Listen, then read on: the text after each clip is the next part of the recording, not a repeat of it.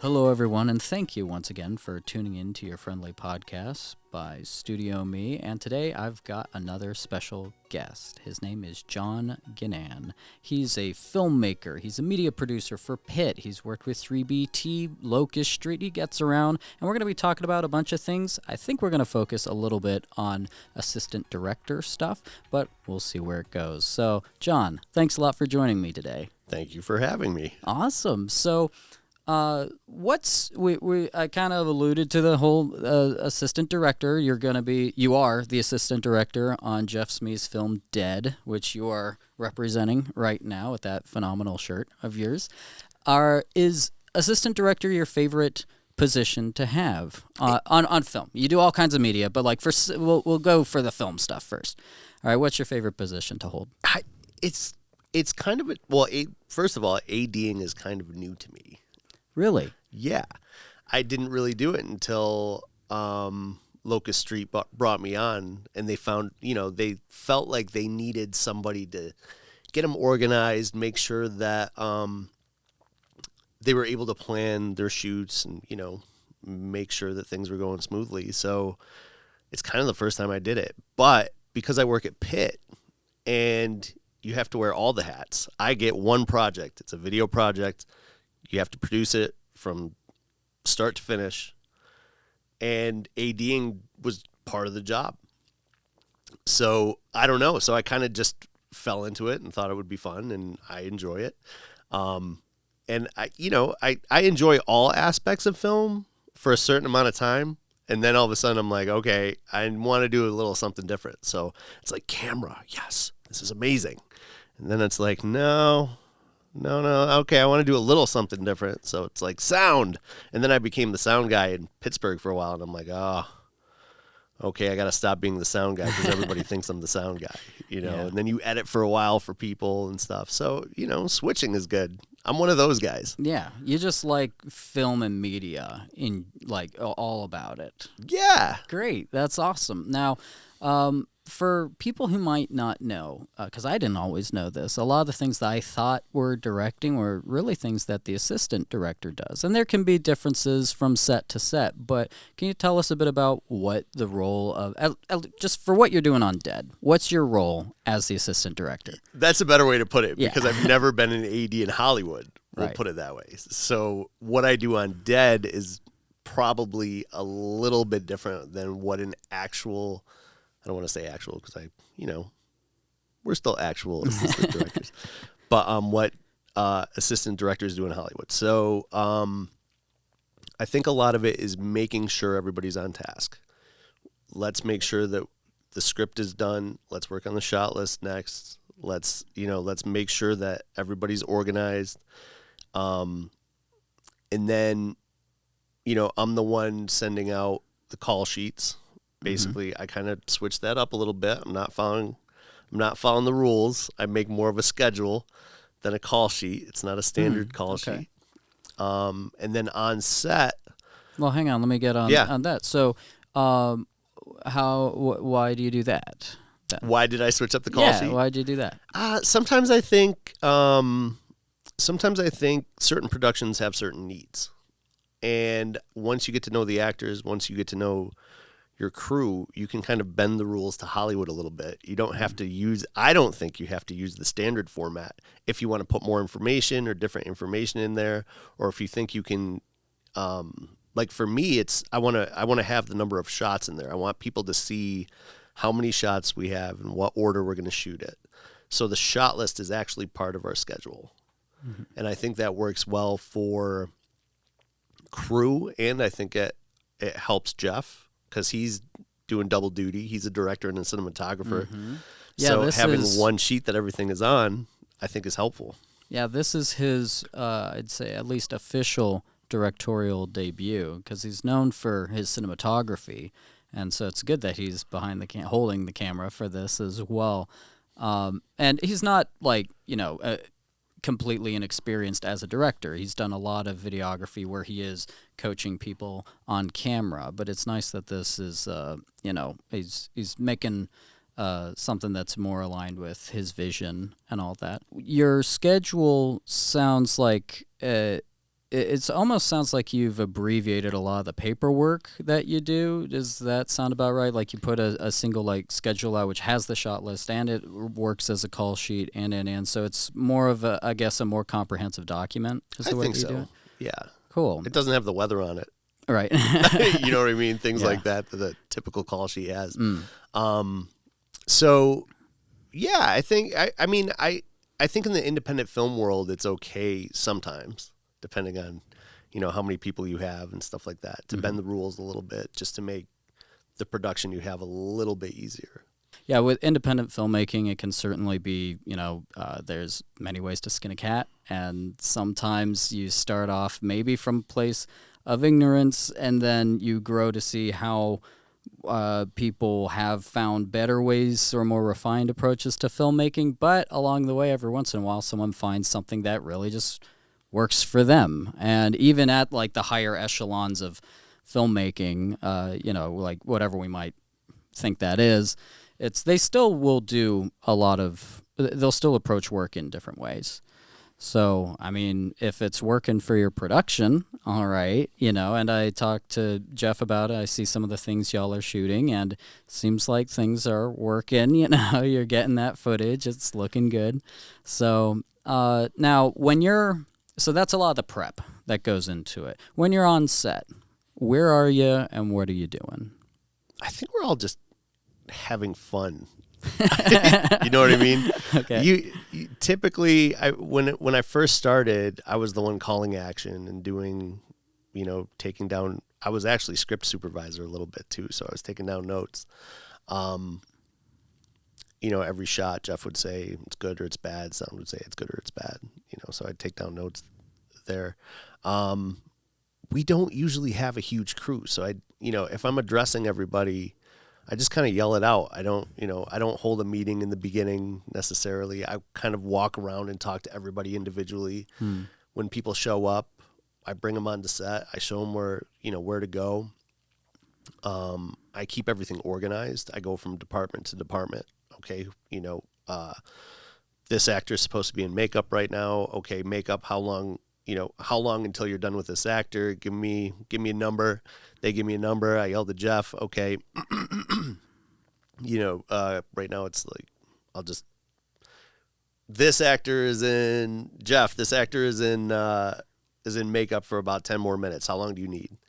And he'll be like, well, it's going to be like another hour. And I go back to makeup and I'm like, all right, you've got an hour to do makeup. So don't worry. You know what I mean? Right. And I think it runs pretty smooth. You know what I mean? Do you just go from department to department? You make sure that, people know exactly what's happening, and you establish that communication so that set runs smooth. Mm-hmm. Well, that's good. Yeah, it's things are going smooth. And one of the things I've started to ask people is when you're doing, when you're, in this case, assistant director, and things are going well, which doesn't really even mean that you're relaxing, but the machine is moving and it's going in the right direction and you can all feel it. What is, with your experience, what does that feel like to you? When everything's running smooth? Like when you're really making the film, Yeah. What does it feel like? I mean, well, you get that, you get that rush, everybody, you're just making something. You're seeing something happen on set, and that, what you're creating is like somebody's going to feel that. The person watching the film is going to feel what you are creating. You're seeing it happen. You're watching it being made. The actors act. They do something amazing. A stunt comes out fantastic. Something happens, and you're like, people are going to love that. And sometimes they do, sometimes they don't. But at least it feels that way when you're on set. Is that what got you into media production? Oh, man. We're starting from childhood now. Oh, We're yeah? going back to VHS. Oh, yeah? Yep. We're going back to me and a friend. His mom used to get a camcorder, like a VHS camcorder, from the library that she worked at an elementary school, I think. Mm-hmm.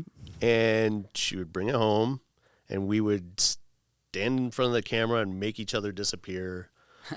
You know what I mean? Do the old school in-camera Jump cut editing kinda tricks. things, Yep. And, talk to ourselves from a different dimension and all that stuff. And that's how it all started, having fun in front of a VHS camcorder. And then I went to school for it, ended up in news for a long time, which I didn't know I would like. Oh, wow. So I was a photojournalist. Okay. And, you learn how to be a one-man band that way, learning how to capture, something that happens immediately in front of your face. So it's a different kind of camera work, more documentary style. Sorry. Mm-hmm. And then I think after that, I was always into documentary. Well, I was always into filmmaking on the side. So when I was in the news, I made my own film and then got into the 48s. Mm-hmm. And, once I got to, I was in Buffalo for a long time. Once I got to Pittsburgh, I really wanted to become part of the independent film community. So here I am. And how did you first get, so you eventually arrived here. How did you get involved with the independent scene? How'd you meet everybody? I think, first of all, it was Craigslist. Oh, really?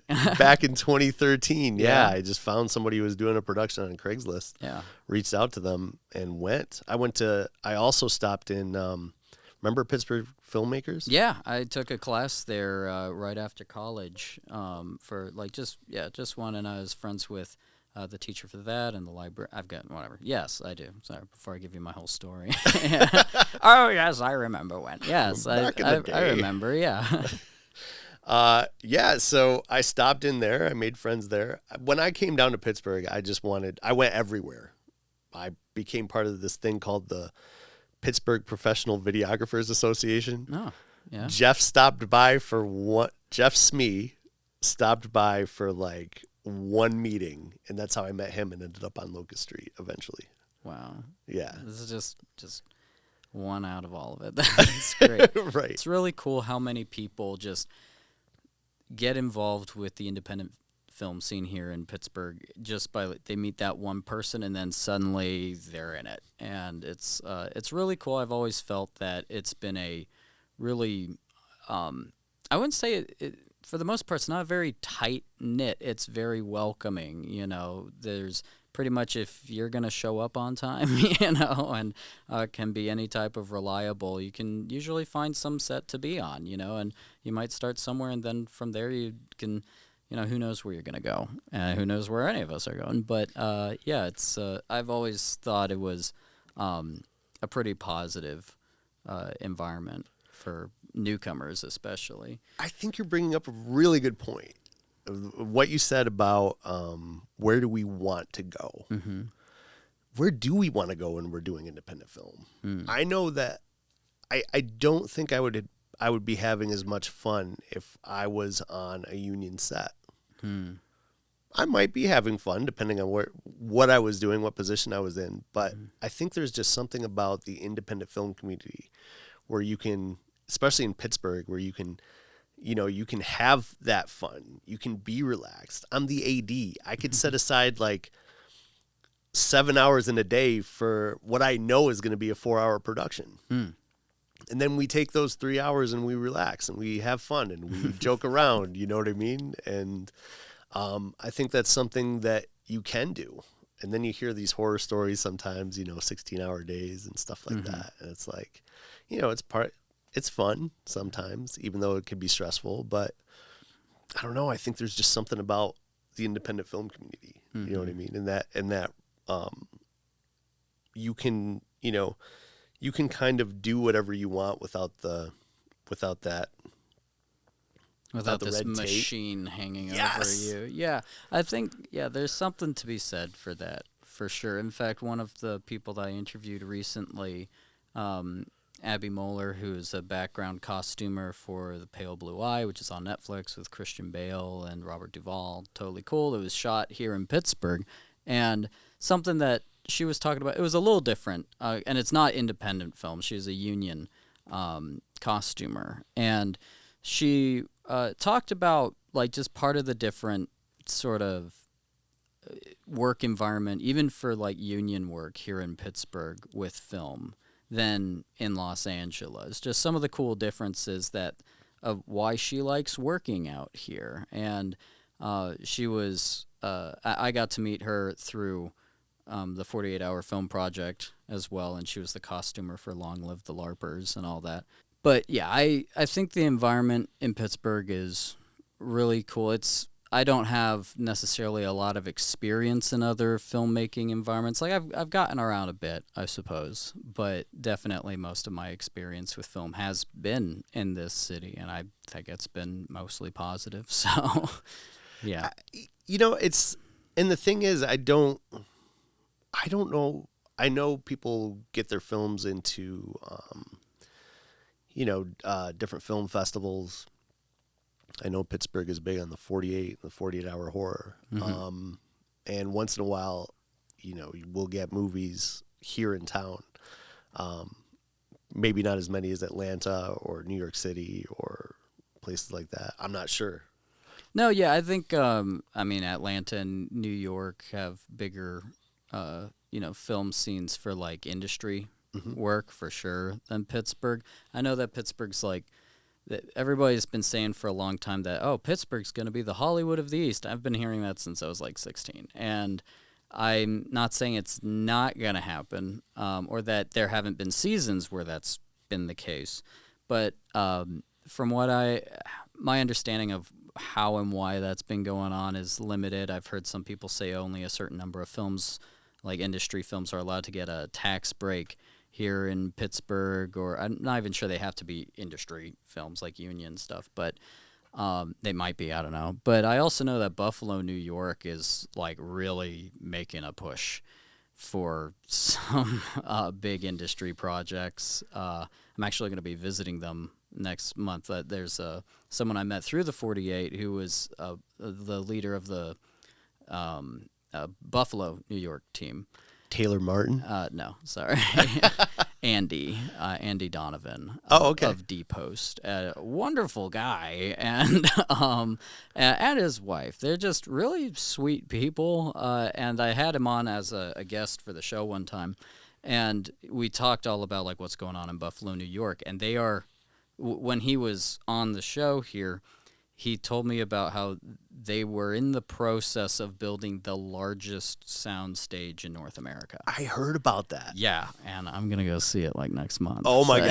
That's crazy. I cannot wait. And I'm going to see Niagara Falls for like the first time. Really? Well, since being born, because I believe there's a photo of when my mom was pregnant with me, of her by the falls there. So I'm going to see if I can find that photo so I can get there and be a picture like second time. Right. And, first time seeing it. Exactly. Yeah. Probably not hearing it. I don't know. Right. What's that? And there we go. But it's I lived there for 10 years. Niagara Falls or Buffalo? Buffalo. Like, it's close. Well, and I worked for the news up there. So okay, that's where you did. Yeah. I know that. Well, I did know that place like the back of my hand. I'm sure it's changed a lot since 2013. Right. But being a part of the 48-hour film projects up there was a crazy experience. Yeah. And what's funny is when you do the 48s and I see the behind the scenes, when you're on a team, I feel like you do the things that they did up in Buffalo. Oh, that's cool. It's very, very I really like Buffalo's 48 from the year that I saw Andy. It was that may be my favorite one from that year. Was that the one that went to Filmapalooza? Yeah, so what was it? The year that I directed The Young One 2, we went to Filmapalooza, and that's the year that I met Andy. And their Buffalo, New York team, they had a short film I believe it's called Blind Spot. It's super good. I loved it. And the judges loved it too. And with us, Buffalo, New York was one of the 10 films that was chosen at Filmapalooza to screen at the Short Film Corner at the Cannes Film Festival. And so it was really at Cannes that I got to meet Andy and his wife. And I just I was just like, hey, I love your film. And I just started going on and on about it, and it turned out he liked our film too, And but yeah, he and his wife, really sweet people, and then we had him on the show here, and I'm gonna see them next month. So it's one of those cool things that even though I've been certainly based in Pittsburgh, it's cool to see like this, universal language of cinema, and be able to connect with people from other countries who maybe like maybe even the language you're both speaking isn't your first language. Like maybe I learned just barely any French when I went over to Cannes, and it's like, oh well, you might meet someone there who's from a place where they don't speak English or French, but they learned a little bit of French for Cannes as well. And that's and you're trying to have a conversation about film, and it's kind of working because you're just so passionate about it. It's just one of those things where seeing the international language of cinema and recognizing, I guess, regional dialects for the language, and it's really incredible to just be able to connect with people all over the world. I love that you're calling cinema a language, because I think it really is. Yeah. You know what I mean? People don't even realize that you're talking to them through the edits and through, this language that they're so used to. And then you throw a little something different at them. And it's almost like speaking in a poem. Yeah, or ironically. Or yeah. Something. Yeah. But you get it. It's like, it doesn't matter where you go or how new cinema is to a certain part of the world that like maybe it hasn't, like it's just now having a budding film industry, or maybe not, like they just, hey, there's a camera in this particular neighborhood. But it doesn't matter where you go, where you're from, what movies you've seen before or not, what language you speak. A close-up means the same thing everywhere. Look at this. And it really does. Yeah, and it's like, and that's like the simplest, clearest cut like example I can think of like it being a universal language. But I also feel like cinema is something. This is something that I believe is, I'll kind of start with an example. You know how sometimes mathematicians will argue about whether math is created or discovered? Okay, so I'm basically the person who says we discover cinema, we don't create it. I believe it's already here, and we discover it. And like that doesn't mean there isn't a creative element to it, right? Just like you might not, this might not be an exactly great example, but I didn't invent English. Okay. It's like I learned it over time. And when I'm or even if I'm trying to learn, like I've been really more focused on this language thing lately because I've been learning another language, and I had start with French, and now I'm learning another one a bit, and the parallels are pretty incredible. Where if you're a young filmmaker and you're kind of new to this language, then the way you might make a film might be reminiscent to how you're trying to communicate in a language that you're not that well versed in. Like maybe your jokes don't Wide land. Shot, medium shot, tight shot. Yeah. Establish the you might scene, make a mistake. Go inside. Yeah. You might say something incorrect, and people go, wait, what do you mean? And or the jokes don't land quite right. Like crossing the axis, right? Yeah, exactly. Yeah, totally. That's so that's how I've been. Yeah, I've really been looking at it as a language for a long time. I'm not going to claim that I came up with that at all. I didn't. But I really do feel, I do believe that cinema is as much a part of like just reality outside ourselves as, I guess, I don't know, like the hole that a woodpecker puts in a tree. It's like they're creating it, yeah, but that's definitely part of nature. And it's in a weird way part of the tree now, or like anthills, or I don't know. It's because even though we make it with tools, it's something that I just I believe it's a part of the world in the same way that perhaps music is, or something. I don't know. But how do we make it? I feel like we're in a world where we're saturated with all kinds of media. I mean, you more go than to, ever. Yes, you go to. I mean, carnivores. I sit at carnivores with Jeff Smee every Wednesday. We get wings. Sponsor us, carnivores, please. Thank you. Right. You know, we'd love to have your merch here. I guess something. I know the owner. Give us. Oh, okay. Well, we'll see. Go to carnivores. They're not sponsoring. He knows my the show. face. It's in Oakmont. They have really good wings. Yeah, they do. 50-cent wings on Wednesdays. Right after the awards for the 48, I went over to Carnivores. I'm like, it's wing night. Let's get that blue cheese. It's gonna be good. Yeah. Oh, blue cheese. Yeah, blue cheese. See, Buffalo all the way. Yeah, right there. Actually, that's where I got that. I was filming a short in Buffalo, New York, which I'm gonna release. I'm kind of late on actually doing the public release, but I've kind of been trying to stagger the releases. A bunch of films like finished kind of at the same time, and I'm re-releasing another one. And but yeah, it's a film that just got off the festival circuit, shot largely in Buffalo, New York, and the guy who I was making it with, Psycho Pete, he at some point was like, "Hey, have you had like buffalo wings and blue cheese?" And at that point, I was like, "I don't like either of those things." And he's like, "Just try it." Of course I'm gonna. And it's basically my favorite thing to eat. Duff's or Anchor Bar? Where'd you go? Or did they take actually, you to someplace he different? had like takeout. Like it was like Really? around his fire pit. And so it's like not even the ideal way to have wings. Oh, that's, you know? that's pretty ideal. And it was, well, I mean, for the environment, sure. But it's like they weren't like, if you had they them didn't just put him at a down in Bill's front of tailgate, me. that would have been different. That would be good, yeah. But like they hadn't like just been put down in front of me or anything. Like they weren't like, you know, hot off the press or anything. But yeah, blue cheese. I'm like, I hate blue cheese. The buffalo, hot buffalo sauce. I was like, I don't really like this stuff. But together, synergy. I don't know. So it's amazing. You know, I love it. And it's interesting because, you know, talking about Buffalo, talking about Pittsburgh, they're two places where I think we have incredible filmmakers. I've seen incredible stuff come out of these two places. But at the same time, when you're in the independent film community, there's a lot of, you struggle to really create a film that actually gets ridiculously popular.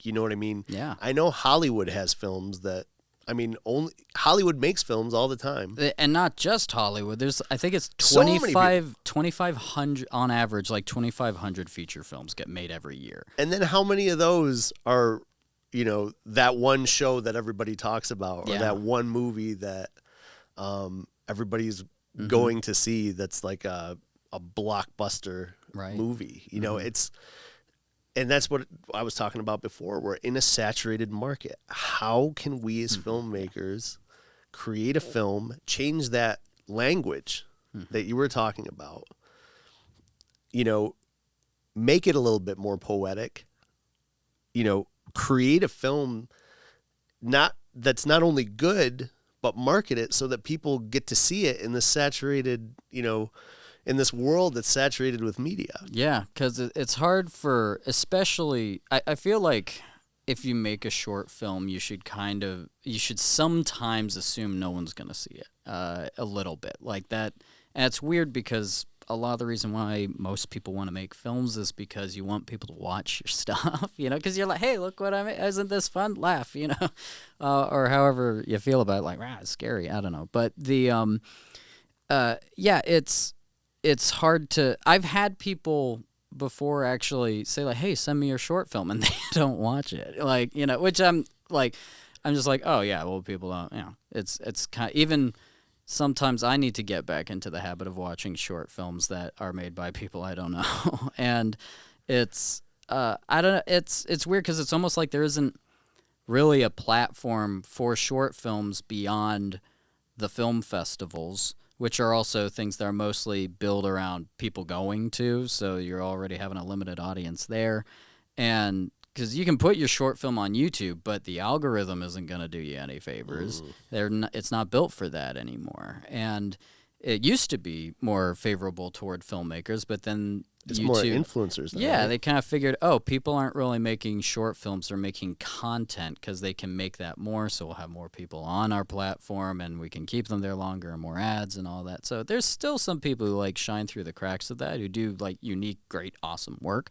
And I'm not saying there's anything wrong with posting your short film to YouTube because it's an easy way to send it to people, but your short film is probably not going to get in the recommended tab on the side, which is how most people find new stuff that they haven't watched before. And so, yeah, as far as getting the film out there, I feel like, I mean, there's some things you can do to help a short do better on the festival track, and then the idea a lot of people go with is, hey, maybe the short will do well, and then I'll be able to get funding for a feature and all that kind of thing. But well, you said your short film that you directed showed in Cannes. Yeah, that's true. That was awesome. But like, you know how long? But what my question is, like, what, like. Oh, what like how did we that? do that? Like, did you get popular because of that? Oh, did you get millions of dollars because of it? You know what I mean? I can answer that easily. No, I did not get.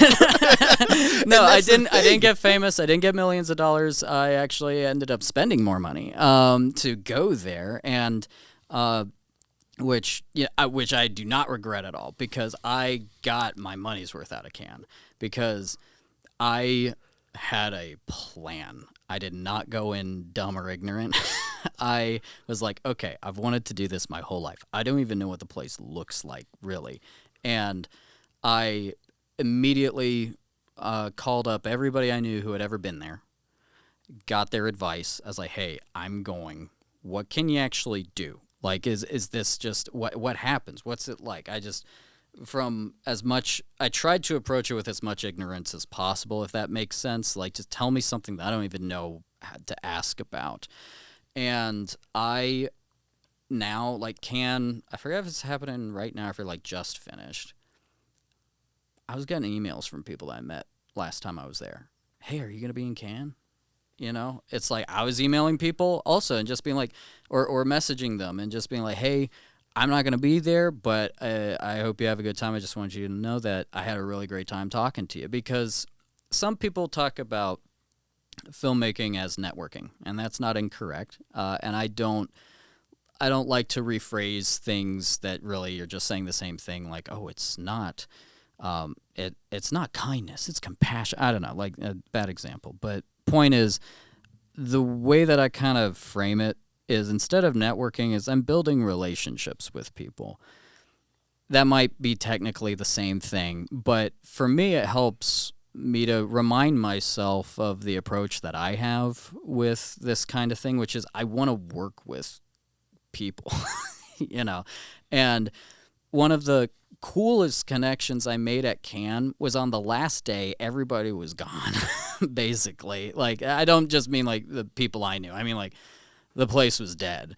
And I met this other person in one of the international tents, and I just hanging out. I'm like, hey, how's it going? We didn't talk about films or why we were there for like the first 45 minutes.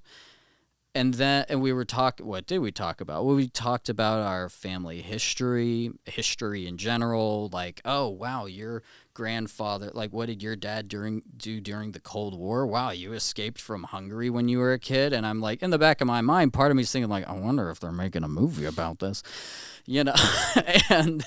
But then eventually we got around to, like, I think I just asked them, like, so is this your first time here? How many times have you been here? And she said it was something like, oh, well, this is my 14th time here at Cannes. Wait a minute, with making a film and getting into Cannes? Like, just being there. Oh, okay. Just being there. Like 14th time being at Cannes. Just showing up. Just there. And I was like, oh, wow, that's crazy. And I was like, this is my first time. I directed a film. It's in the short film corner, or was earlier this week. I'm having a blast, which going to Cannes, like, even in the short film corner, just felt amazing, because I had a cool reason to be there. And also I didn't, it was my first time. And if I had gone there the first time trying to actually sell something, I would have totally crashed and burned. I wouldn't have known what the heck I was doing. I wouldn't have known where we'll meet you in this building. Where the heck is that? But I definitely got a lot out of Cannes, and it was really the relationships. A lot of it was people through the 48 who were there, who I had seen at Filmapalooza maybe a couple times before. And I got to go to the Palais and like walk on the red carpet of like the one that all other ones are based on, like the actual thing. I got to see a premiere there like the first day.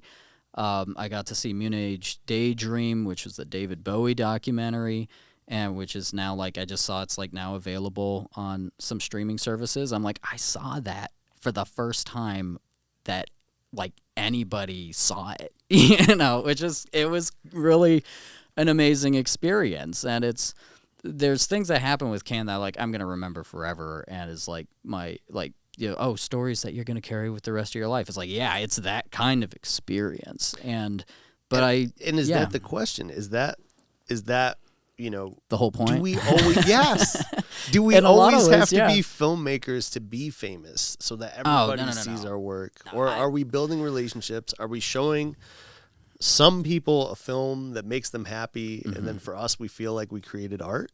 I feel like fame is becoming less and less a part of it in a way, because like film is being so much more democratized, which is cool because it never really has been. Like a lot of people might say, oh, well, anybody can paint, and they don't really know the history of painting if they're saying that, because paint ain't cheap, kids. Like not oil paints. Wow, art school was fun. Like you'd have things like the blue pigment that they use for all of the old paintings of the Virgin Mary, how she's got that shawl and it's the exact same blue. That stuff back in the day was worth more than its weight in gold, like actually. But now it's like you can go down to your local paint shop and get some paints and do that. And hey, if you know, you can, hey, cave people did cave paintings, and I don't know what kind of commerce they had back then, but they managed to get it to happen. But with film, it started really as a business, you know, and that's one reason why I was able to grow, because, hey, literal film is expensive. It really is, yeah. Needs to make much People don't more. know. Like, yeah. In 2003, when I was splicing film for a film class. Cool. Right? Yeah.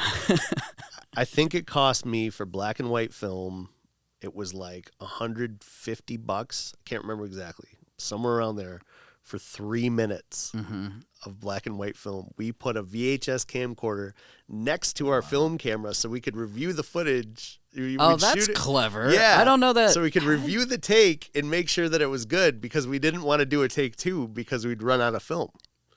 I think you just brought back a memory for me. When I was at Pittsburgh Filmmakers, we had one project that we shot on film, and I hadn't thought of this. There was a little digital camera next to it so that we could watch this stuff. So you could watch the take? Yeah. Oh, my gosh. That's wild. Wow. Yeah, thanks because for bringing that back. Like, you needed to make sure that it looked good. But now it's like I've got a digital phone camera on my phone, and you can make something cool with it. Like, and now more than, because it's like, hey, people on TikTok technically are filmmakers, you know, and a lot of them are really They're creative. really, these little kids are editing. Yeah, it's like a lot TikTok of people videos. give them a hard time. I'm like, guys, if you're in media, maybe you shouldn't be so averse to technology changing. You know, it's like, hey, it's cool. They're making cool stuff. Yeah, everybody knows what I'm going to say next. AI. I don't want to look at the camera. Yeah, you knew it. Everybody knows that I'm going to bring that up. Cool. Because, sorry to steal from you there. That's the conversation. Do you want to talk about AI? The only thing that I want to say is that I think in 10, 20, maybe 30 years, a little kid is going to bring up their assistant, right? And they're going to say, I want to watch Spider-Man fight Superman. Make me a movie. And boom, it's going to be there. Yeah. You know?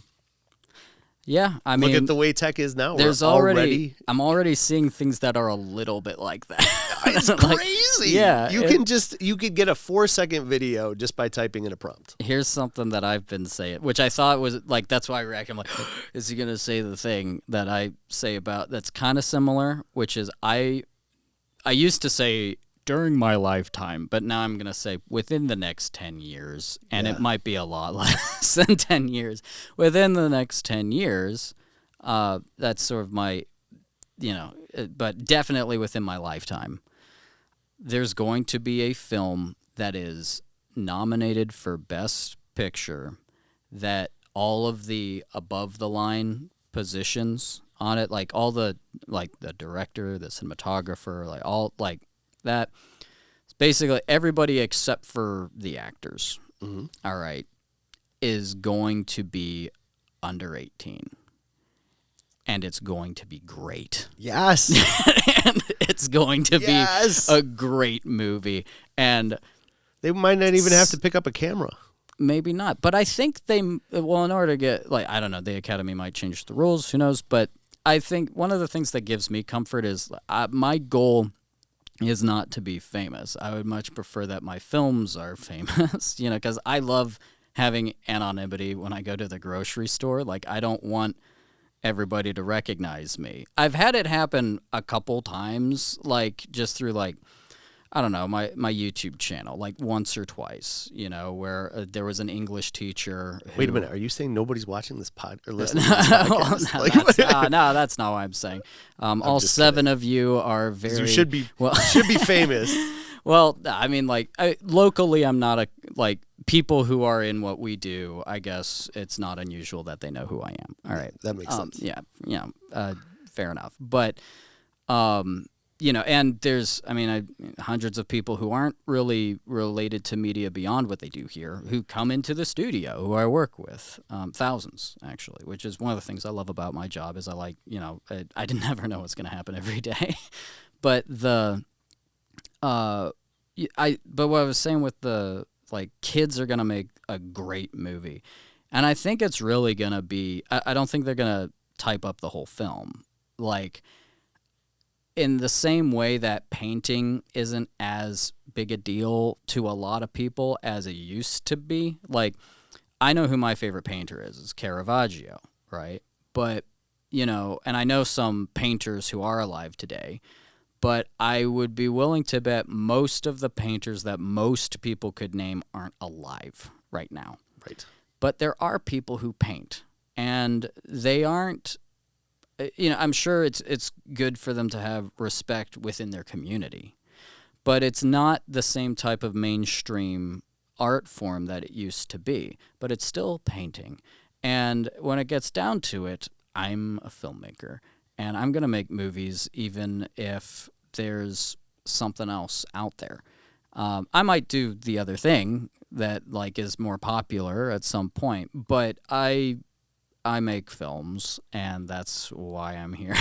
So, and I think that's the answer for a lot of us. Mm-hmm. I think a lot of people they hope that I actually don't know what a lot of people's goals are. I know what my goals are. I know what your goals are now. Yeah. Well, I definitely want to make big films. There is still that. I want to be an A-list movie director at some point. I want to make the kinds of movies that people go to see on a Friday night and talk about all weekend. I would love to. There's a film I want to do that. You kind of try not plan the end result of how people react to it too much. Obviously you say, oh, I hope they think this part's funny or scary or emotional, but you focus on the film. But I think having a film that is something hey, this is the film that dads and uncles show their sons and nephews, in the same way that I know that when my nephew comes of age, me and his dad and probably his grandfather are going to sit down all together, and we're going to watch The Lord of the Rings. We're going to watch the original Star Wars.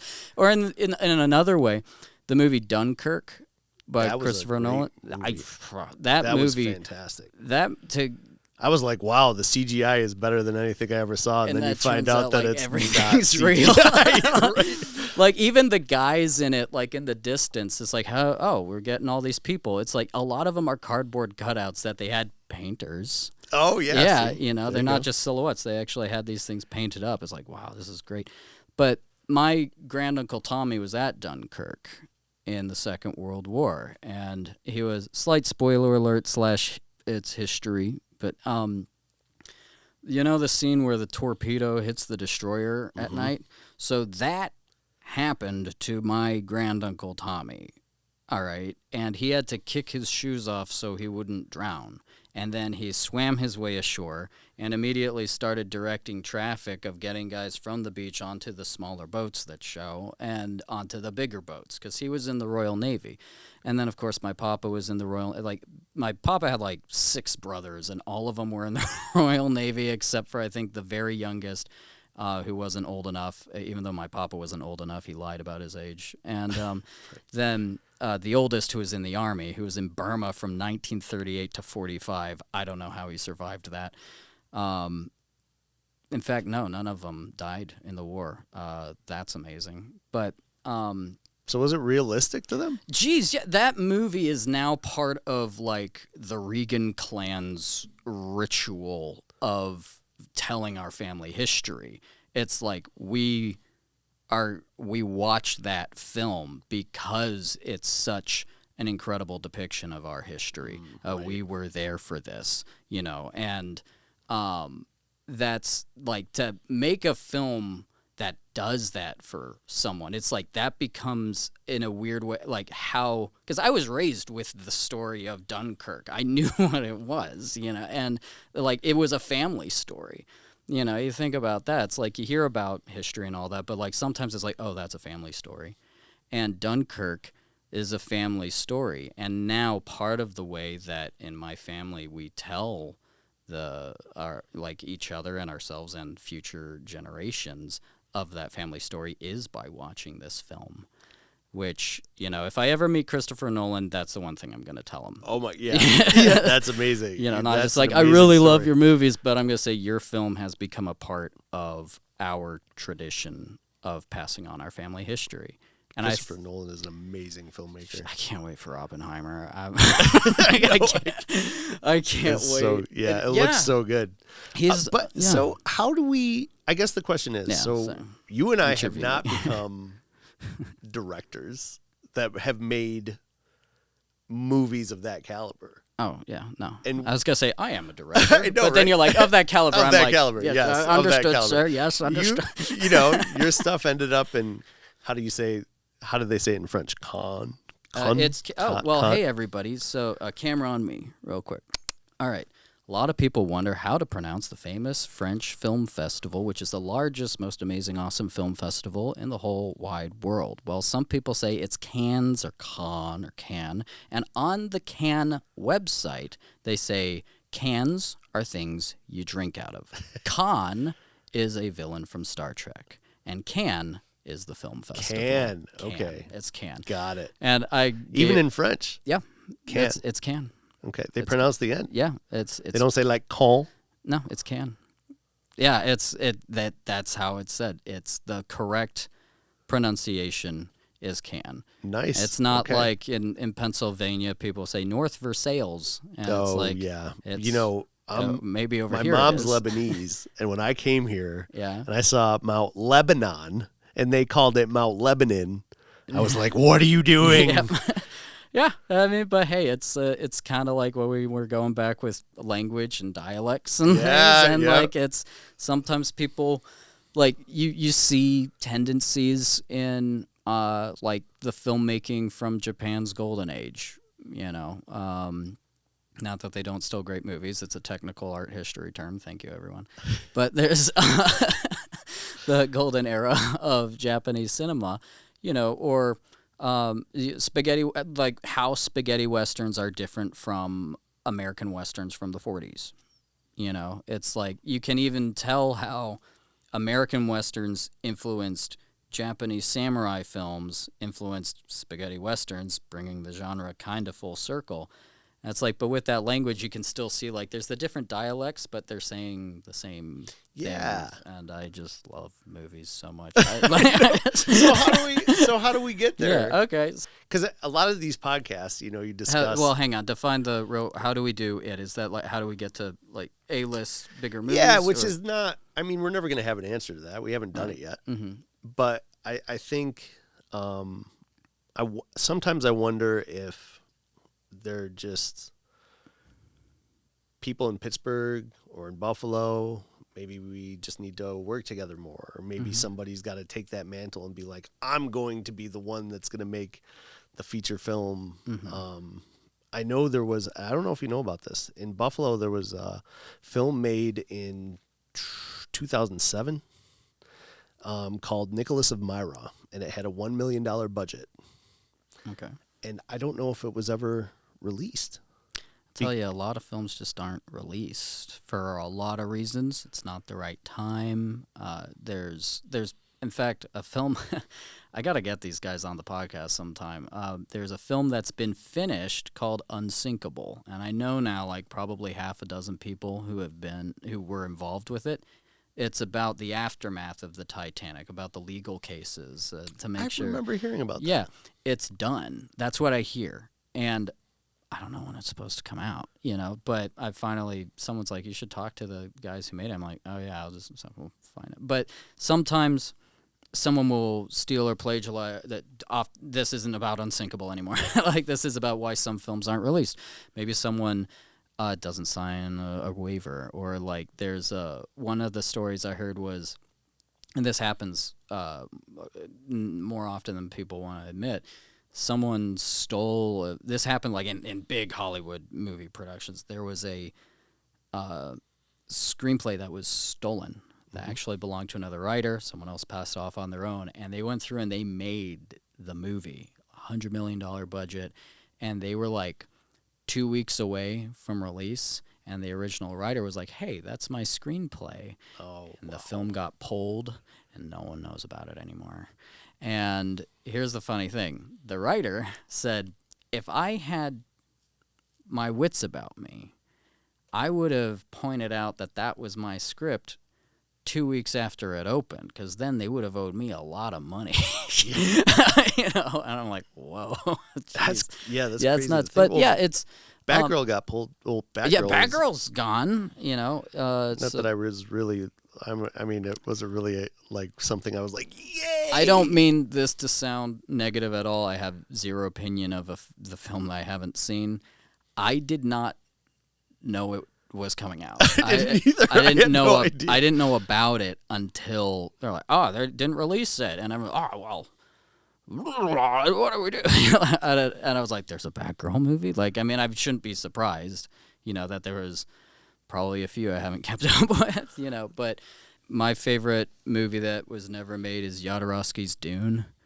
That movie, but that film went on to, even though it wasn't ever made, it went on to influence the next several decades, even up through today. In fact, the feature film that I'm in post-production on right now is there's a lot of things that are inspired, and fortunately, Alejandro Jodorowsky loves it when his people are inspired by his work. But yeah, it's like there may be a couple things in my film that are, if you've seen that documentary, you're going to be like, oh, that's, he's seen that.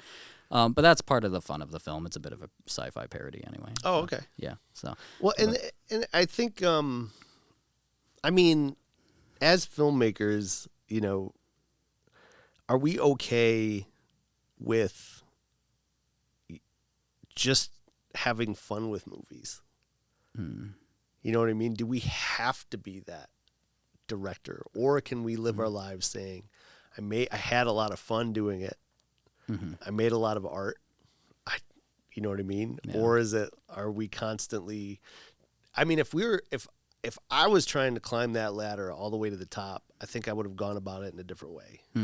Does that make sense? Yeah, I think there's definitely more opportunity for what you're talking about now as we're talking about the democratization of film. you know, a lot of the way that you can almost look at the question, you can almost look at the question differently with how do we get there? And it's less about how do we get there, but so much as like, what's the way that we are, like, what's kind of focusing on the journey side of it than the destination, which and it would be nice if we got there. Yeah, and I'm very much I'd say probably a destination oriented type of guy. Like, I will put up with an enormous amount of unfortunate circumstances for a very long time if I see a worthwhile end goal, you know, like, and I have lived that and I have had amazing success with it. I was in a long distance relationship for a long time, and now I'm married and I'm going to see her after I get home from work, and it's awesome. But you know, like, being long distance on the one hand was like wonderful to, you know, date and be engaged and all that, but long distance is not how it would have been ideal, I guess, for that portion of it, but it was worth it. And when it's filmmaking, something I've said before is that I used to work at I'm jumping around here, but I used to work at a Boy Scout camp, and probably the best job I ever had in a lot of ways. This one's great. But I got to tell scouts about, like, the expanded universe of Star Wars before it was destroyed. And there's this whole thing where it's like, oh, we have this giant bonfire, we're going to put the fire out. We could probably put that fire out in like a minute or two. But the way that we would put it out was we'd have a bucket line, and one of the staff people, who's actually my dad, would be on guitar, and we'd sing Puff the Magic Dragon. And it would take us an like... awesome way to put out a fire. It would take us like 10 or 15 minutes, you know, right, to do this. And we all were singing Puff the Magic Dragon. But you had and we're fun. Like, yeah, and the bucket line was going down to the lake. Yeah. And one person who was new on staff was just like, hey, why don't we do this? It'll go a lot faster. I just said, hey, if you're always focusing on where you are trying to get, you're never going to enjoy where you are. Mm-hmm. And we're going to take a little bit more time because this is the kind of thing that we enjoy doing, and we're going to remember it. And I do. And I wouldn't have, you know, looking back on it, I wouldn't have put that fire out faster. You know, I'm really thankful for those memories. And with film, yeah, sometimes I think Sean Connery said, filmmaking is either a utopia or it's like shoveling shit uphill. And, you know, even then, it's kind of like, if the whole thing is totally only miserable and you're not getting any gratification out of it, you should really examine if this is what you want to do. Mm-hmm. Maybe you were born at the time where that was sort of like, and in the environment where it's like, oh, being a filmmaker is the same thing as being a rock star in your mind, in a way. Where a lot of people want to be rock stars who don't really like music that much, don't really want to practice, don't want to go to rehearsal. You know, a lot of people now, instead of saying, like younger people, instead of saying, I want to be a rock star, they say, I want to be a Twitch streamer. It's like, well, that's just, it's the popular thing. And there's nothing really wrong with doing that thing. But I've met a lot of people who think they want to be an actor. Mm-hmm. And it turns out they don't really like acting. It doesn't, and they might even be good at it. But you know, and that's up to them. You know, there's plenty of people I've met who don't like movies anymore because of filmmaking. Sometimes you see a magician at a magic show, and you get wowed by it, and that's as far as it should go for you, because sometimes you find out how the magic trick works and it ruins everything, or sometimes you're a magician and you're like, oh man, there's totally like another girl in that table. That's how he did it. You know? And, see, I don't know if I'm a magician, but I think that I enjoy making magic. You like making film. Making movie magic. Locust Street actually has a movie that's out, The Boonies. Yes, I've seen it, You've seen actually. The Boonies. And it was released at like the perfect time, apparently, because it got to be, I think, in like the top 15 at the box office. Is that right? There was some, I saw it. Like, it actually did something. Quick, like, it didn't make, I don't think it made its money back. Okay. This is where numbers are fun, people, know, right? Because it's like, oh, well, there's this, and he's going to tell you the true story here. Right? Yeah. I don't even know if people know about it, really. I don't know if it was marketed well enough or anything like that. But the thing is, we have a feature film out there. I think it was shot really well. There's parts of the plot where I'm like, yeah, we could have done better here. We could have done better there. But the whole thing is, we have a feature film that people can rent on Amazon. Do we wish it did better? Do we wish everyone listening to this podcast knew about it and was like showing their kids and the whole family was gathering around the TV?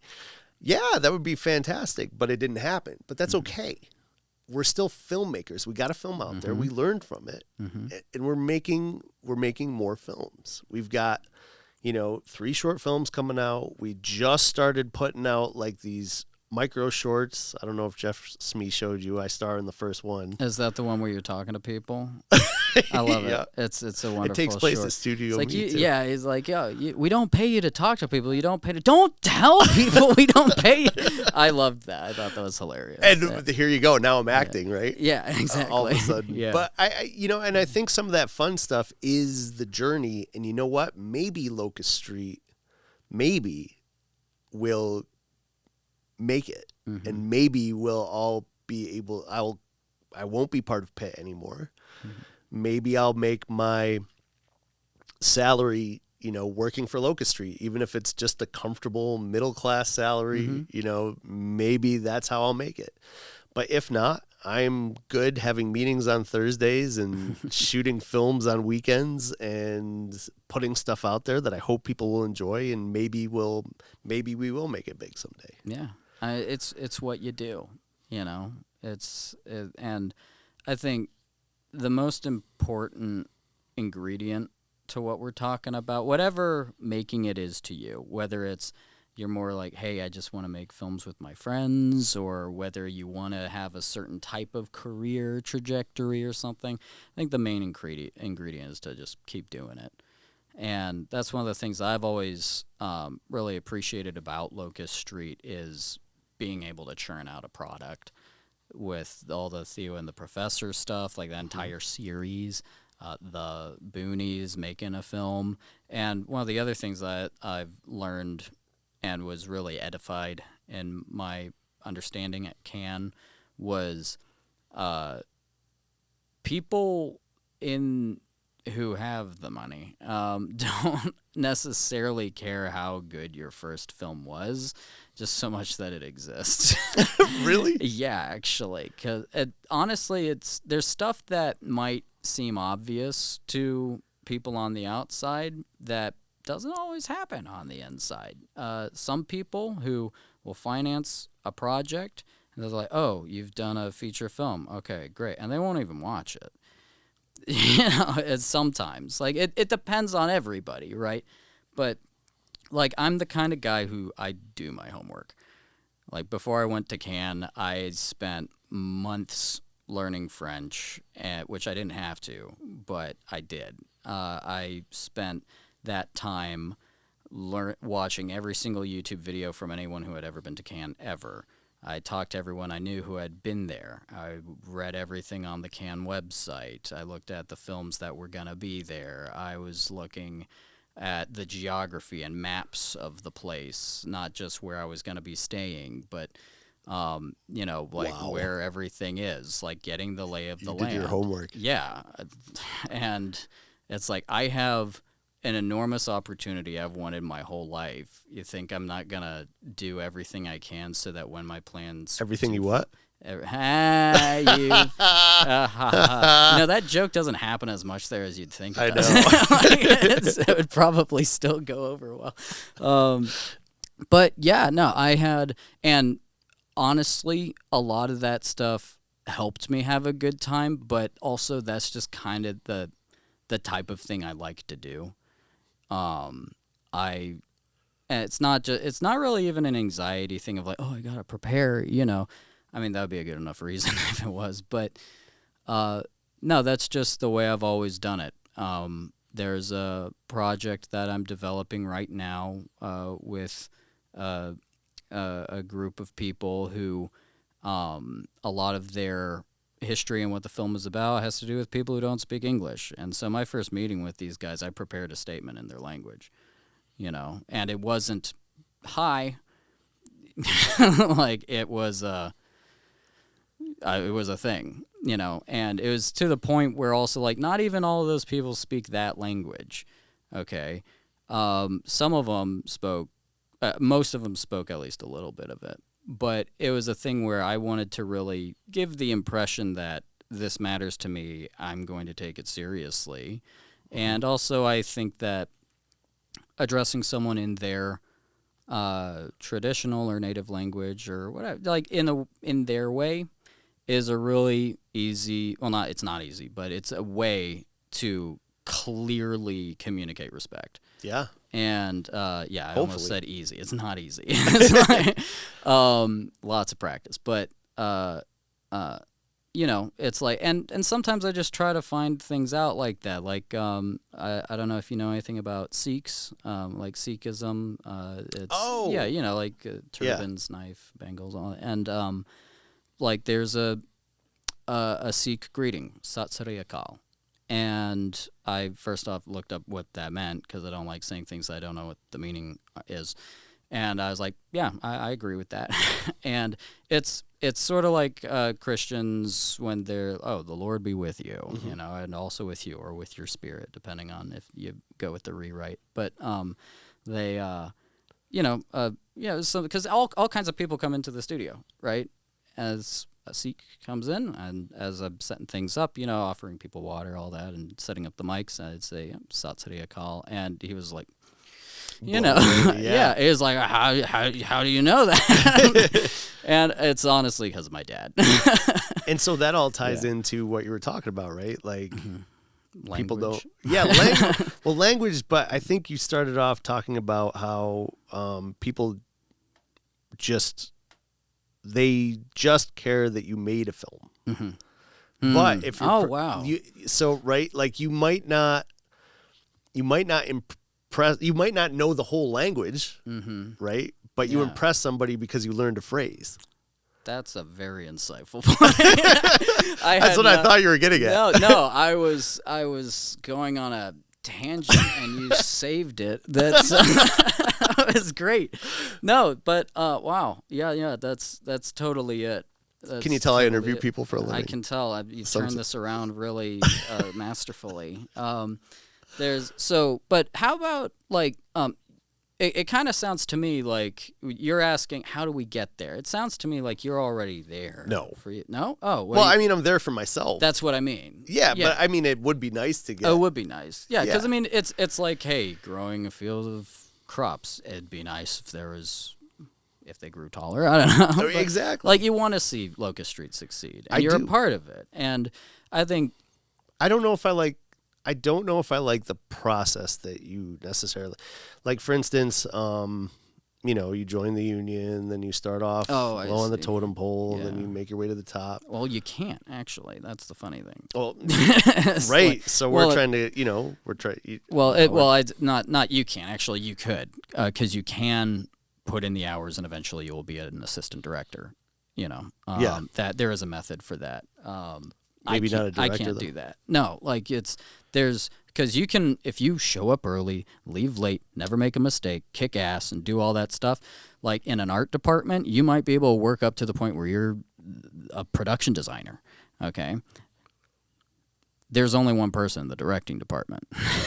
Right. You can't work up to the directing department, to the position of director in the directing department. It's like you're there or you're not. Because the secret is, in a weird way, the director is, among other things, and not all directors really go with this, but my understanding and the way that I try to approach it is that with the various hats the director wears, they are the head of the acting department. And they're the one who talks to the actors. Yeah, They're the one who goes through the script with them and does the rehearsals and all that stuff. The director's also the one who collaborates with the director of photography and all the other department heads. Ideally, unless you don't have time, Right. And you just have, they know their job. But yeah, it's.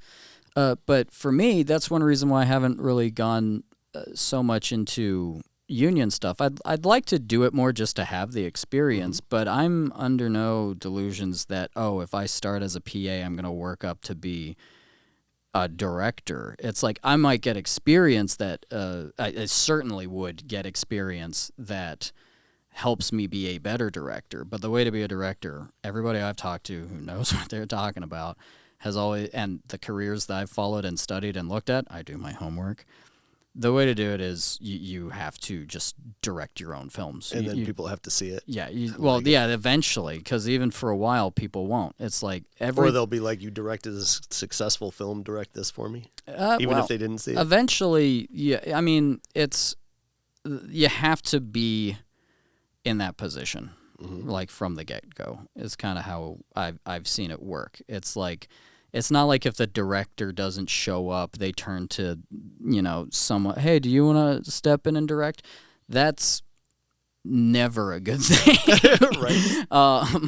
But I'm sure, and I know one film where that did happen and it did work out, but it's, I wasn't there. But in fact, and to keep things nameless, I actually got a call at like 11:30 p.m. one night, and it was one of the first times someone called me and asked me to direct something, and I couldn't do it because it's like, no, I'm gone this whole weekend. But their director had walked, which I just can't get behind. People who like the show must go on. I don't values. So Right. Anyway, all right. Let me try. In vain to turn this back around again on you. Okay, go for it. Ask me a question. Yeah. All right. So, you do media production for Pitt. You're an AD on Locust Street, at least lately. Who knows what will happen? I get a sense you're a go with the flow kind of guy. You've been around to different cities and had experience with media in a lot of them, which is great. Is there? Let me just kind of bring this all to another kind of, I guess, personal spot, which is, do you have a favorite movie? The Matrix. Yeah, not bad. Yeah. Not a bad choice. It's the one that gave me when I sat in the theater, when I left the theater, it gave me like the most. I walked out of there with like tears in my eyes, not like tears because I was sad, but tears because I was so happy, and I saw like one of the most awesome movies I had ever seen because it had everything I wanted. It had philosophy, it had action, it had like the best visual effects I had ever seen. And I was like, it was 1999. I know. I was 19 or 20 at the time when I saw it. So it was like, that's a great time to see it too. Yeah, right. So, I'm like, I'm in my prime as a guy. Yeah. I got to see The Matrix. It was awesome, and to see Keanu Reeves dodging bullets like that was just, it's something we had never seen before in film. And if you weren't watching kung fu movies, you weren't seeing the type of action that was in The Matrix. All wide shots, not this quick cutting that came after that with Jason Bourne and stuff like that. It was like wide shots. You could see every punch and every kick, and it was just like, and you could tell it was the actors doing it too. Yeah. I love stunt people, like 100%. There is something magical about seeing the character do something like that only they should be able to do and sing. And it's like it helps with that leap of belief, Absolutely. So that, and also a very kind of, you got somebody that's in an alternate world, like a virtual world. You know what I mean? That's my whole AI thing. So yeah, it was just, I think there was some biblical references in there too. Oh yeah, even. for sure. Yeah. So a lot of like really, if you look at the philosophical aspect and you get, you kind of get deep, you can pull a lot out of that movie. Mm-hmm. At least at the time I did. Yeah. You No, know? I agree. And there's a lot of depth. There's a lot of depth to the story and also the craftsmanship in filmmaking. Like at every level, I really do believe The Matrix is just one of the greatest movies ever made. It still holds up. I've shown it to people who didn't know anything about it, like recently, and it still blows people away. I believe that it is destined to be one of those actual classics that people watch forever and doesn't ever really lose its, power. I missed the cinema of that era. The 90s? The 90s, early early 2000s. Yeah, both. Lord of the Rings. Yeah. For me, it was Fight Club. Eternal Sunshine of the Spotless Mind. Donnie Darko. Donnie Darko. Yeah. Wow. Bring that up again. Yeah.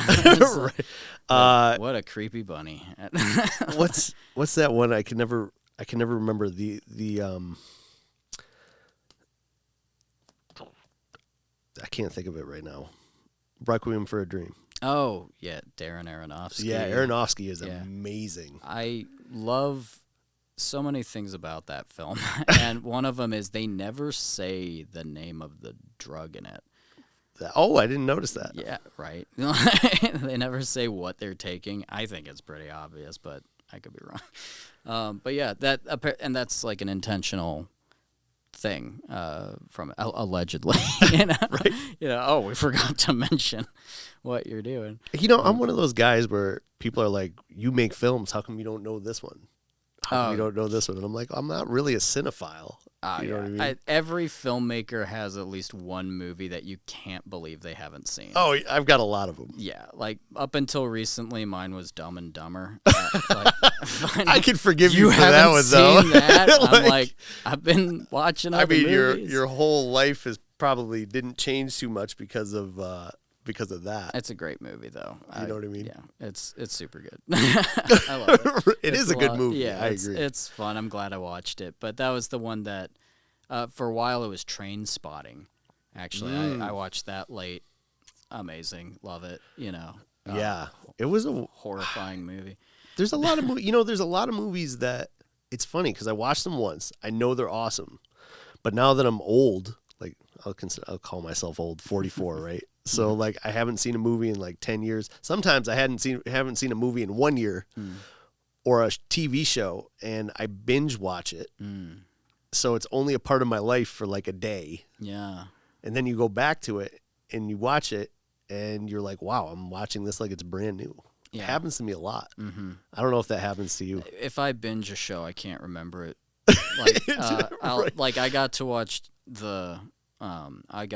Death Note like 3 times because really? Of that. Yeah. Basically, like the first time I watched, the second time I watched it was with someone who didn't know anything about it and we're freaking out. He's like, "What's gonna happen?" I'm like, "I don't remember. I just remember it's great." Like, it drives me nuts too because like the way TV shows are now, you get a whole season, right? Mm-hmm. And then another season doesn't come out for like a year or two, right? And you binge that first season. Yeah. So then you're ready for the second season. And you're like, what? How did this end? Like, I talked to my friends about this for like a day. Yeah. Like I have to go back and rewatch season 1. But then when it gets to like season 5, I'm like, oh man, season 1, season 2, season 3. Yeah, I'm watching them all. Watch them all the time. Yeah. I try to not watch shows that aren't finished because of that. That's a good idea. Yeah, although I did fall in, I did watch The Last of Us. Oh my God. Loved it. Fantastic show. And, there's things about it like, I'm not being pretentious, people. I just really like watching shows and movies, and I think about them all day. I'm going to say one of the things that I really did love about it was that I didn't like every second of it. And the reason why was because they took a lot of chances with that show. Yeah. And when it works, it's amazing. when it didn't work for me, I was like, okay, well, it's gonna get better. Like it's like every episode's different. Yeah, And it's true. I loved it. I thought it was just so good, and I'm a big fan of the miniseries Chernobyl, which is written same guy. I didn't know that. Yeah, I love Chernobyl. That show. I didn't kicks see ass. that. It's so good. Like that's. I'll put it on my list. Yeah, it's on HBO. Well, I guess it's called Max now, but I don't know. Like, Are you making fun of it? A little bit, because they're like, hey, it's not HBO Max, it's Max. I'm like, Max is a person. It is, I don't know. yeah. But I don't know. How do you go from like Cinemax to HBO Max to just Max? I have no idea. It's this whole Never thought movement of it of that way. minimalism and simplification, and I'm against it. I think we should bring beauty back into our public spaces and lampposts instead You're making of me street think lights. You're making me think of the way movies are going right now. Oh, yeah? Like The just- reason why I liked the late 90s, the early 2000s was because I think there was an element of creativity. I liked movies like, I brought up Eternal Sunshine of the Spotless Mind, Yeah. I think. I don't know, You either did. that or I thought it. Yeah, you did. And, yeah, it's all Such a 10 out of 10. Punch Drunk Love, like movies that just, what was I thinking of? Vanilla Sky, Magnolia, Crash, like Have you movies seen that. Brazil? What's that? Brazil. No, do I have to watch that? All right. To watch Brazil. Yeah, But you gotta. all these movies were so creative at the time, and I feel like right now we're doing cookie cutter Marvel type movies or something like that, where people are like, "There's a formula that works. We're gonna keep using the formula," and then people like me are bored. I think there is a lot of that, but I think there is. If you're finding the more of- creative movies, please give me a list. Okay, I'll let you know. Part of it's. I think there is more of that than there has been, because they're making more stuff than ever now. That's like you true. said, like there's just so much more media than ever, and there's not more of everything now than there used to be. It's like there's not as many horses as there used to be. There's not as many paintings as there used to be. I don't think. I'm not. I sure. hear these movies are buried though. They're kind of like they're not at the forefront of the streaming services. Well, I just mean like in the 90s, I can remember a lot of family films that were Yes. very cookie cutter. They had the same dad, the same mom, like different actors, Yes. maybe even technically different writers who had to be frustrated that they were just getting told like, hey, rewrite this thing, so that people will buy it on VHS, and we can make money off of the Go to sales like Blockbuster that. Video. Yeah, exactly. It's like there were always those kinds of things. There's always been the junk that's been thrown out there because you can't make the good stuff fast enough, because not everybody can make it. And it's not even just like a destiny thing. It's like sometimes they're just not that good. Like there's plenty of people. There aren't any filmmaking prodigies, okay? Like every great filmmaker has like, oh, their first film is super good. It's like, no, that's not their first film, man. That's true. Like, there's Stanley Kubrick's first films are unwatchable. Okay, Quentin Tarantino's first film, My Cousin's Birthday, I think it's called, he says it's terrible. And it is, except I think you need that. yeah, well, it's technically not terrible because it's like he's new. He's not. Oh, He hasn't okay. been doing Yeah. enough since to be bad. But it's not watchable, really. I never saw. I didn't even know it I- existed. I have, and at least as much of it still remains. I think some of it was lost in fires. I don't know. It's been a while. Was And- Memento Christopher Nolan's first movie? no, it wasn't, because when people say it's their first film, that's not true. They've got a chest of films that they are never going to let you see. Oh yeah, that's true. Yeah, they've got them. And I'm never gonna let you see those skits from. Geez, yeah. I mean, like, I've When I made was a all kid. kinds of stuff that, like, no one would ever be interested in seeing, hopefully it's not the more recent stuff I've done, but, it's, like, my point is, when you have, like, your comment about the boonies, all right, you're like, it didn't end up doing what you wanted it to do, perhaps, but it's like, yeah, well, part of the whole point is to just do it, and to Exactly. get that one done. And and to learn from it. Yeah. And it's because, I mean, I love Memento, but if you take the jump between that and Nolan's next film, it's pretty remarkable. All of his films actually have huge jumps in, well, I'd say that in general, okay, his films, because you might say like Dark Knight to Dark Knight Rises, okay, whatever, but like a lot of his films have these huge jumps in his like, it's I couldn't believe how great Dunkirk was. And now I'm super excited for Oppenheimer because the trailers for that already, I'm just like, this is going to be like nothing we've ever seen. I can't wait. Because, I mean. Well, here's the thing, though. Remember when Christopher Nolan kind of boosted the background audio and you couldn't hear what the dialogue? This is a weird thing because as amazing as he is, he apparently doesn't care about audio that much. And I'm going to say that with a certain caveat, which is he says his films are meant to only be seen in theaters with Dolby Atmos systems. Yeah. I have watched some of his films in great theaters with Dolby Atmos systems, and hey, the mixing is not good sometimes. Well, did he learn from Tenet, do you think? I don't know. Or do you think? Well, I think he kind of was like, yeah, I don't care if you can understand what they're saying. He's like, just watch it again. Though. Yeah, I think part of it, but even like when I was watching Dunkirk, my home system, and I thought there was something wrong with my sound bar that I had just gotten, because there's a part where the guys are on the pier, and when they talk, there's this weird like noise behind just while they're talking. I'm like, oh, is there like the voice channels? Like, I'm like, I just got this thing. What's the deal? It's like, no, it just sounds like that. But even Martin Scorsese with his film Silence, great movie, brilliant, underrated, best Christian movie ever made. Oh my gosh, I can't believe how amazing this movie is. It's incredible. This movie Silence came out in 2016, stars Andrew Garfield, Adam Driver, has Liam Neeson in it, and a slew of other very talented actors. There's a scene in there that I don't care if you've made a movie before or not, or you have an ear for it. Everybody in the theater just went like, what's going on with that guy's audio? Really? Yeah, like, and it's weird. It's like, Did they I ever don't even fix have to that? say what scene. No. They just kept it. Yeah, I have the DVD. It sounds the same way. Oh my God. Yeah, and I think a lot of it was just, I think they just ran out of time. And they just but fix it later for like the I don't know. DVD Like or you'd something. have to do ADR and get the guy in the booth, and he's off doing The Irishman after that, like, or something. Like, I don't know.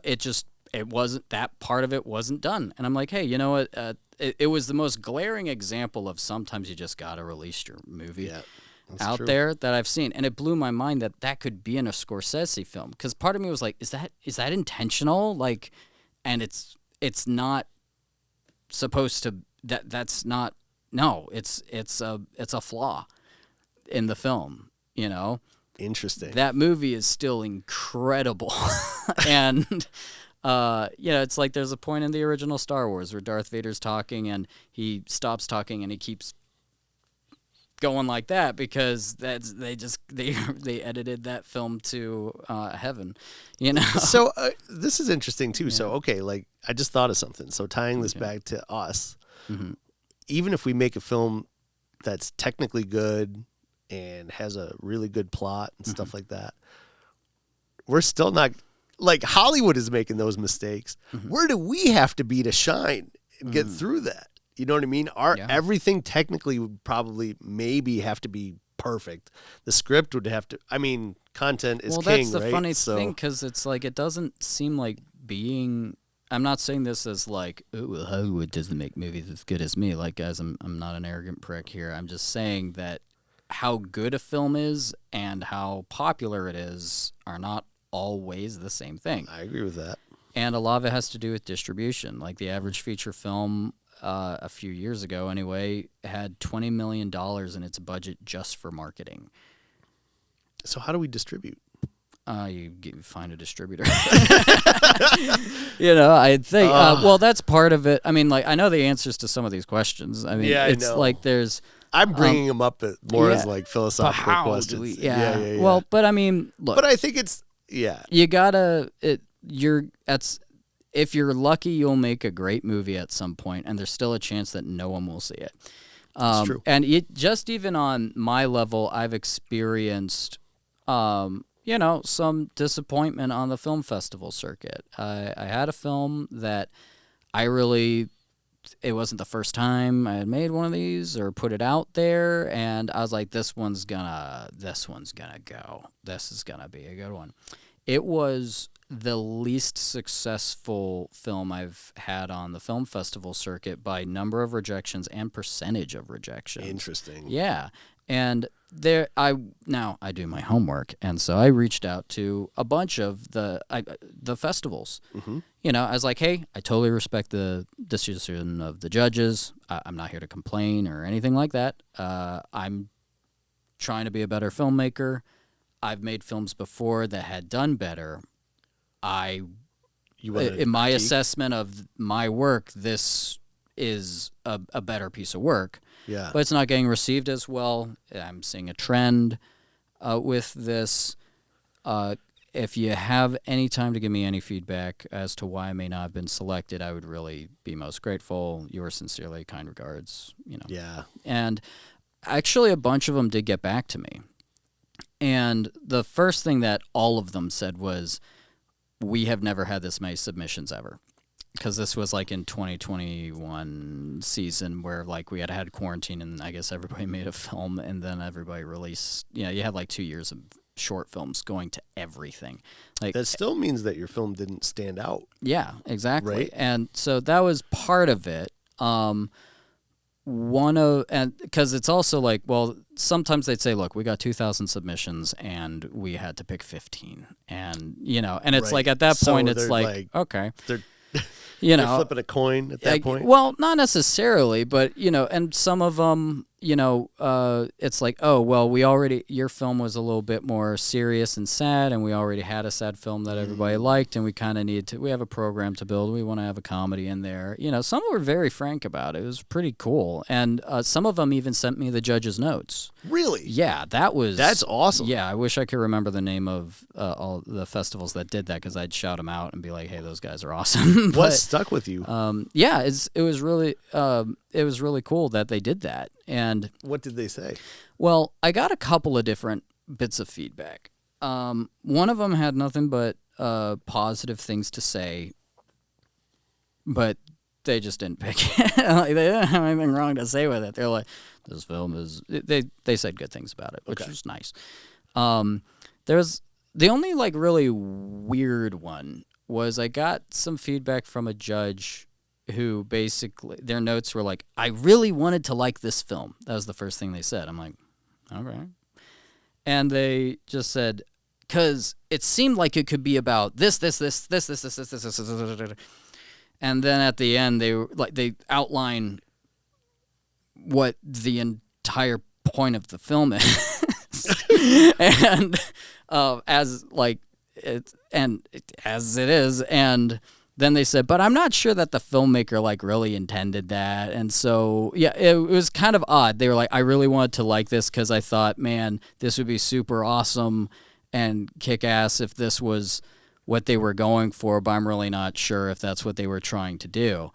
And the reason why that was confusing to me was, for all of the things that I'm proud of that film, it's not a subtle film at all. Like, it's like in your face. It's very in your face. It's and that's kind of part of the point of that. And a lot of my directing for the past few years in particular has been very, I'd say very strong, bombastic, like big moment kind of, like very clear what's going on in the scene. And it's not that there isn't some nuance or depth to the performances that the actors are bringing there, but something that I think I'm gonna be, I already have started to delve more into is, hey, let's put a little, I don't mean subtext in the writing, because that's always been there, but, just kind of delving more into, more subtle direction, more subtle performances, even though I think I'd still like to keep my films entertaining, or if they are now. People like them sometimes. Anyway, but I was about to feign humility. It's like, no, like it's some of my films have been well received. I'm very grateful for that. That's So awesome. there we go. Well, But, I mean, like, take a look at Rotten Tomatoes. You got the critic score and the audience score. it's funny when those are different. I love it when That's those what are I'm different. saying. Yeah. So, I mean, like, Yeah. your film, maybe an audience likes it. See, everybody who I've shown And it audience. to, You notice how I said an audience? yeah, it's Because like I think that's crucial too. You need to know who your audience is, because there are going to be judges out there who are looking for a different kind of film, and you're not appealing to the kind of film they like. right. Yeah, and But there might be a huge audience for it. do you have a particular audience that you like to? Well, I haven't.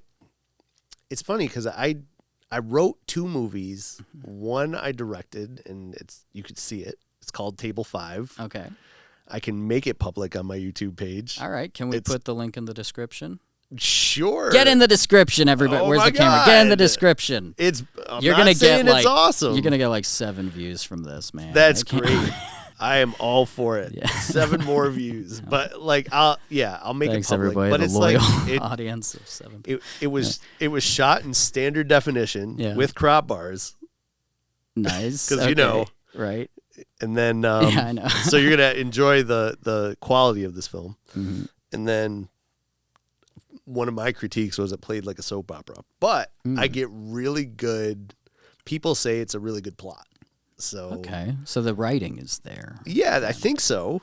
You know, you could be the judge of that. All right.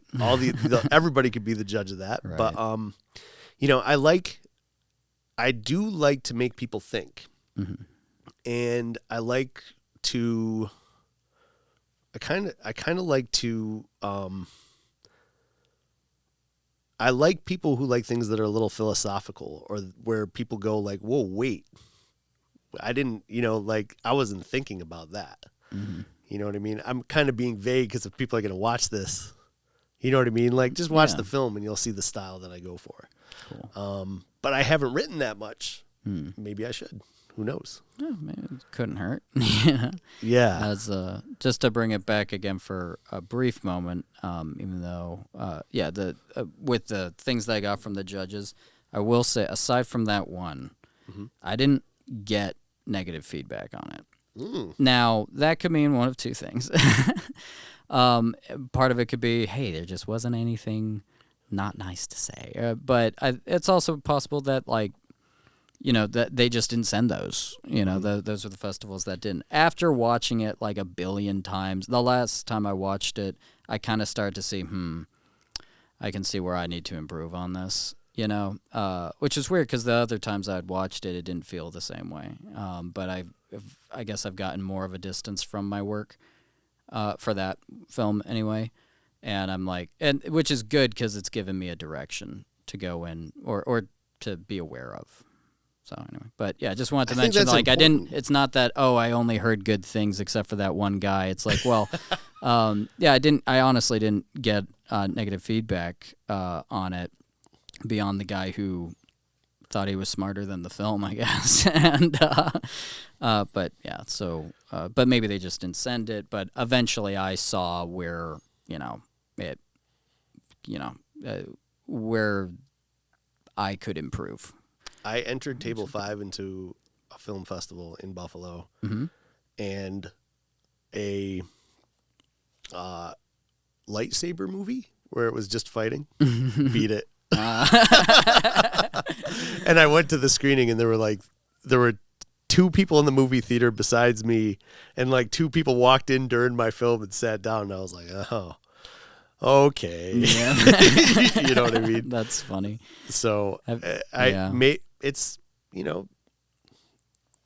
sometimes, like you were talking about behind the scenes, sometimes there's like a game to be played or something. And I don't know, for me, I try to stay out of that kind of stuff and hope that, being on set as an AD and, being part of Locust Street, it's a crew of people who just have fun making films. We try to get rid of the red tape. We try to, make it relaxed as much as we can. There's stressful things that come with filmmaking, and Sometimes we make mistakes, but as much as we can, we like to make it fun, so. Well, I'm very glad that there is a very welcome place in the expanding world of film for that kind of filmmaking, where you don't have to, be a big shot in Hollywood. And in pretty recent history now, it's like, hey, a bunch of friends can get together and make a film in a weekend or over several months. And hey, at the end of it, you get to watch it, and depending on if anybody else watches it, if you're doing it with people that you care about, I'm not gonna say that's wasted time, even if hey, like, film is forever. Not all relationships are, but I think that if you have those good moments through film, there's just something really remarkable about that, and let's just see where all it goes next, I suppose. Hey, LARPers gave me feelings. Well, thank you. So you made a difference in one. You made me happy. Well, I'm glad to hear that. It was a very gratifying project. I'm very thankful for the experience that I had with it, and it's. Long live the LARPers. Long live the LARPers, yeah. Let me just make sure I plug that. Yeah. And it was actually the biggest day, most people on set in a day that I had ever directed so I think far. I counted 50 in that picture. It was at or least like close 49. It was close to that. I forget. It was such a whirlwind. But I think in total, including post-production, our team had 53 people in it. But yeah, that was the biggest day of filming that I had ever directed on, as far as like most people there in one day. And I'm very proud that we got it done. And I'm very proud of the result of the film. And I'm very thankful that I've gotten to work with some really incredible people. So, yeah. So, yeah, there you go. Did we just end the podcast? I think we did. So, finally? Yeah. Well, hey, thanks again for being my guest. Thanks for joining us, everybody. We'll see you again sometime by some friendly hearth when you're enjoying a fine glass of wine or tea and whatever. Goodbye. See ya. Hey, I hope you enjoyed that episode. If you want to start your own podcast, why wait? Reach out to us at StudioME.me, and I hope you hear me again soon.